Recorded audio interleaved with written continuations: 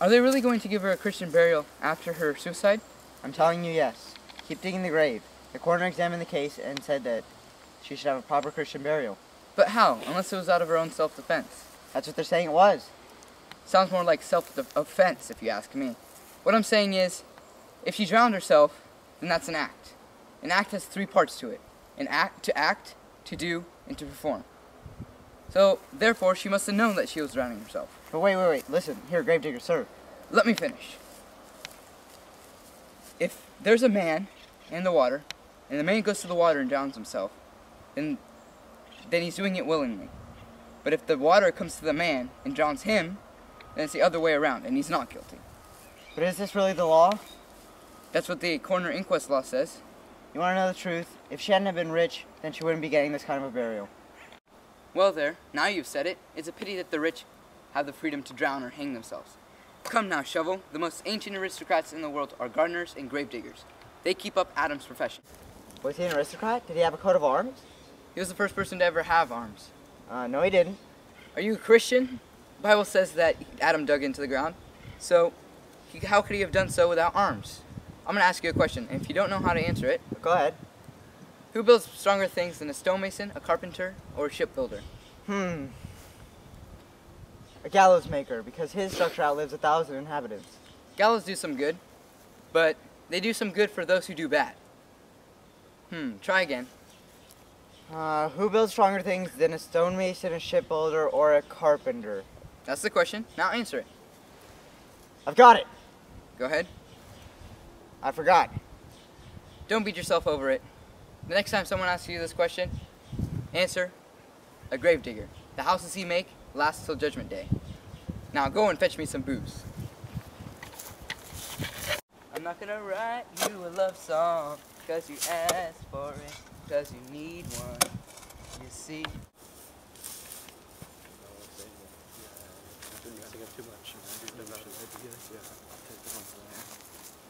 Wow, look at that guy singing while digging a grave. What is wrong with him?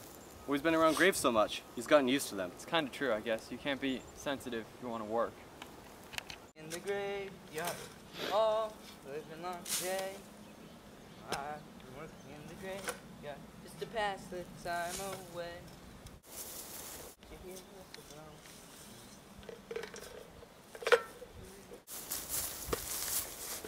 This skull once could talk.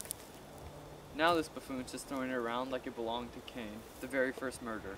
What if it belonged to a politician who once talked his way around God, and this idiot's just throwing it around like it's a ball? Indeed, my lord. Or what if it was a messenger who could say things like, "Good day, my lord," or "How are you doing today, good lord?" Or what if it belonged to Lord so-and-so, who once asked Lord such to borrow his horse and told him it was beautiful? Yes, my lord. But now it belongs to Lady Worm. What a reversal of fortune. His lower jaw knocked off and thwacked on the head with a noggin.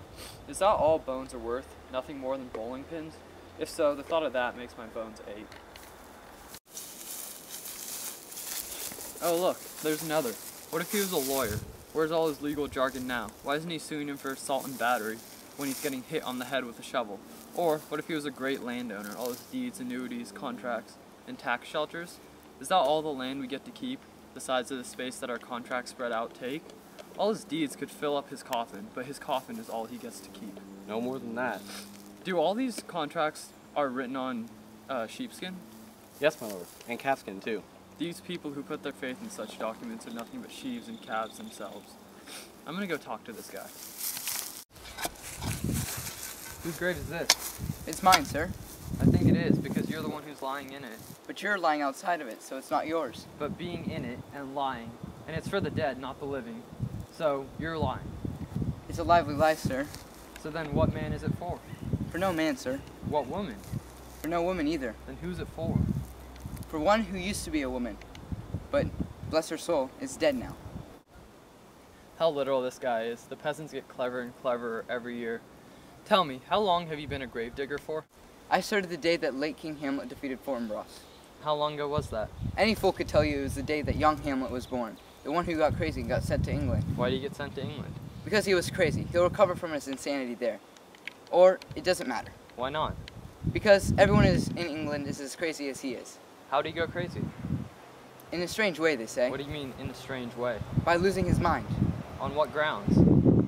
And right here in Denmark. How long before a body rots?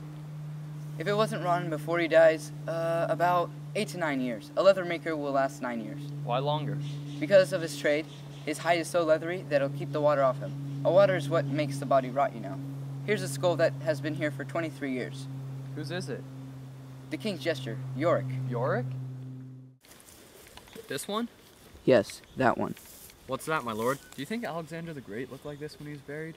Just like that. And smelled like this too? Just as bad, my lord. Just imagine one day the noble ashes of the great Alexander the Great will end up plugging a hole in a barrel. If you thought that, you'd be overthinking. Just follow the logic here. Alexander died, was burned, and returned to dust. Dust makes up dirt, and dirt is what makes up mud, which we use to make stoppers. This stopper could be used to plug a hole in a beer barrel. Or the great Emperor Caesar died and was returned to the clay to make a stopper to keep the wind away. Oh, to think that the person that once ruled the world is now used to plug a hole in a wall. Human beings in a mob. What's a mob to a king? What's a king to a